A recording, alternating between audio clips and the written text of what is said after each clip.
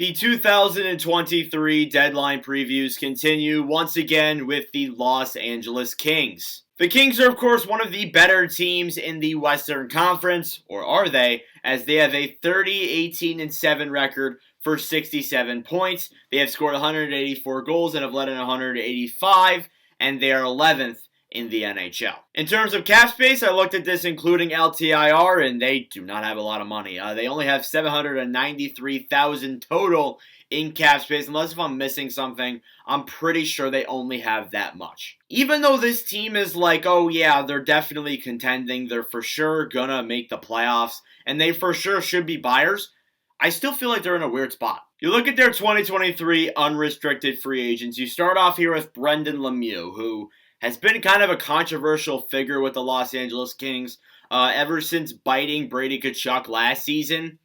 Kind of been a very controversial person. So maybe he won't get signed. I highly doubt it, though. You have Alex Edler on that blue line. He's getting up there in age. I wouldn't be surprised, even if the Kings do or don't sign him or, express interest, he might even, retire. He's getting up there in age where he's probably going to hang up the skates fairly soon. So, as well as that, you also have Jonathan Quick, too, and this is going to be a very reoccurring theme in this video. The biggest thing that the Los Angeles Kings, in my opinion, the biggest thing that the Kings should be looking at is goalie depth. Not looking at these other players out there on the market. They should be looking at goaltending because that's kind of been the biggest issue. Now, Quick, he's been a good goalie. I will admit, though, he's way out of his prime. Phoenix Copley is the other goalie that has been in the conversation, too. I think he's played a couple games. He's been all right, but he hasn't been, I don't think I would trust him heading into playoffs. And then Cal Peterson, he's not turned out to be the goalie that everybody thought he was going to be. You look at their RFAs, you do have some bigger names here. You start off with Rasmus Kupari. We'll see. Kupari, I don't know if I'm confusing him with somebody else, but I don't think he's really performed to the level that the Kings wanted him to. Gabriel Velarde, though, on the other hand, definitely has. Really solid forward. Probably will get a very good contract for Los Angeles. Jarrett Anderson Dolan, if I'm correct, he is a defenseman. So we'll see what contract he gets offered. LA's defenders have been getting a lot of interest, though, so we'll see.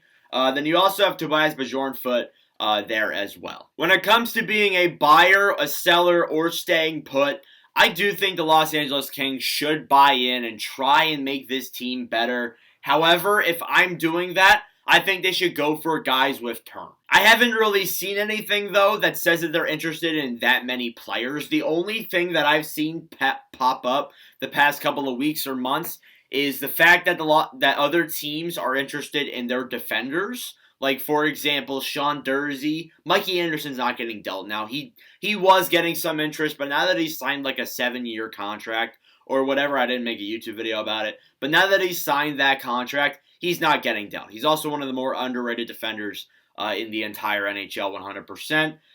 Durzi, however, could get dealt, but I could really only see that happening if they got Jacob Chychrun.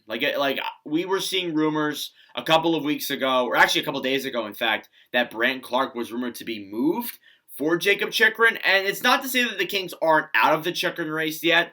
The Chychrun race is very confusing right now. He's coming back to the team after being scratched. Really weird. We thought a trade was close. I guess it's not now. So, I might make a separate video on the Chychrun rumors and all that because that is a very interesting topic as of right now.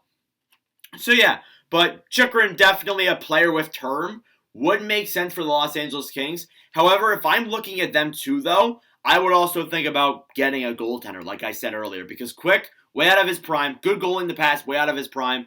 Copley would not trust the heading in the playoffs. Cal Peterson has not panned out the way they want him to, and they really don't have any solidified goaltending prospects that are coming up in the lineup 100%. So really, when you look at it, they should 100% try and target a goaltender, whether it's this year's deadline or the offseason, because I think that's really all this team needs. You look at their goals against average, they've let in more than they've allowed, by only one, of course, but they're all at the same, they're both basically the same numbers. So, really, that's what they need to do. They need to try to get a goalie. In terms of draft capital, the Kings do have draft picks. They have a first, a second, 2/3, a fourth, a fifth, and a sixth. So obviously there, they do have some draft picks to work with if they want to make a deal. Now the only issue is, and I forgot to mention that they were interested in Chychrun. I did hint to it, but I forgot to completely mention it because I didn't look.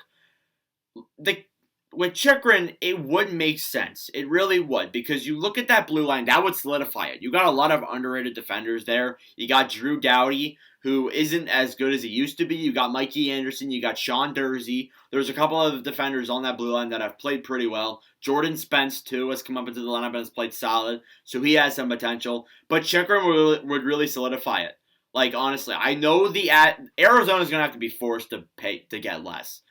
Really. And I hate to say that as a Coyotes fan, but really, if they can't be charging the astronomically high price that they have for him right now, because they're not going to get that in return 100%. So, yeah, that's their draft capital right now and the Chychrun stuff. But anyways, that's really all I got for this LA Kings deadline preview. Make sure to let me know your thoughts in the comments below. Thank you all very much for watching. The next preview will be the Minnesota Wild, which they are actually kind of an interesting team, actually.